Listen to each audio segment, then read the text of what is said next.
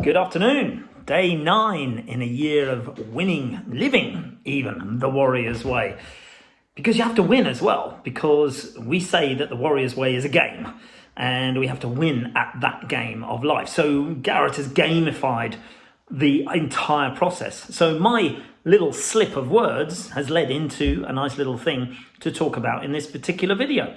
So what am I going to talk about in this video? So I've covered things like the Fact Map Mastermind, things like that. And today I want to talk about the value and the importance of community. Now, when you join Wake Up Warrior, you join with a whole bunch of other men and women.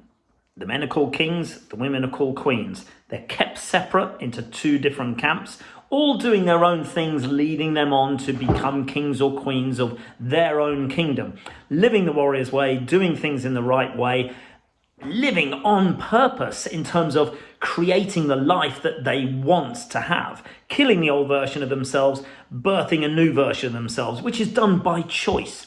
Now, the value of this community is that once a week, there's what we call the shelter call, where all of the various kings and queens all get together.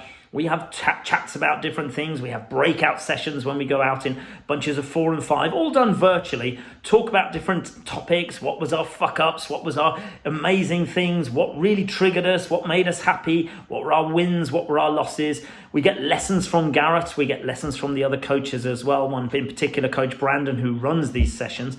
And we get to interact with each other. And a great thing that actually happens, which is a really, really cool thing, is called the hot seats, where each of us will sit down in these individual breakout sessions and we'll say, I'm having a problem with my spouse or my children, if we're talking about the balance part. I'm having a problem connecting with God, or I'm having a problem with my meditation, if it's the being part. I'm having a problem with my fitness. I've got long COVID, like I'm suffering a little bit from at the moment, well, quite a lot from at the moment. So that could be my fitness, my body part. Or I'm having problems with my business where I'm struggling to pay the bills, I'm not converting enough leads. And we put these problems out there, and our fellow warriors come together and say, I had that same problem, I did this, I chose that. And it's very, very quick, very short, succinct examples of someone else's life. I've suffered the way you did, this is what I did. If it's of value for you, help yourself. Then someone else will come along and say, yeah, I did that, but I did it this way, and this was the result I got. And then the person who's actually receiving the advice will say, okay, I will take your advice, or fuck it, I won't, I'll go my own way. But at least they've got some valuable input from other people who've been there and done it. And then equally, in turn, you can give your advice. Now, this is very private advice in a closed environment where you can literally talk about anything. I mean, we've got guys in there talking about their wives, they're talking about affairs, they're talking about, not understanding their children, hating them because they're teenagers and drive them up the fucking wall. There could be people talking about, their businesses on the verge of failure. It could be talking about their addictions to porn, and it could be addictions to drink, gambling, anything, because you're in a closed shelter where we recognize and we realize as brothers and sisters that none of us are perfect, that we all want to have a better life. But because we live by the code of being real, raw, relevant, and telling the truth at all stages, none of us are holding anything back.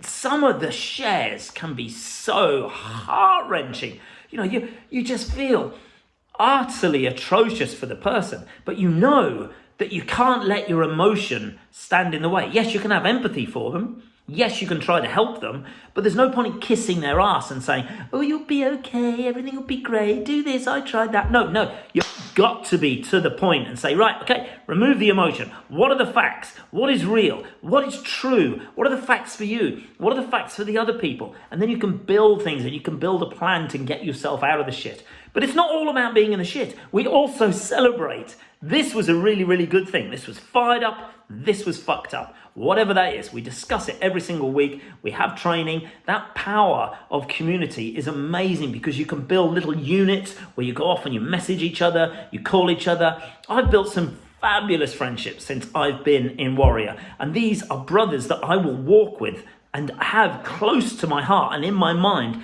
for the rest of my life. You know, one of the other tenets in Warrior is never leave a brother behind. So no matter how fucked they are, whether they've left Warrior, whether they don't care about it, whether they dabbled in it and dipped their toes in the water, they have still exposed themselves to the inner workings of Warrior. And once they've done that, once they've embraced that and said, I want to be part of this brotherhood, you never leave them behind. So hopefully that's been a help to some of you guys and maybe girls today. And I'll see you tomorrow for the next day. Cheers.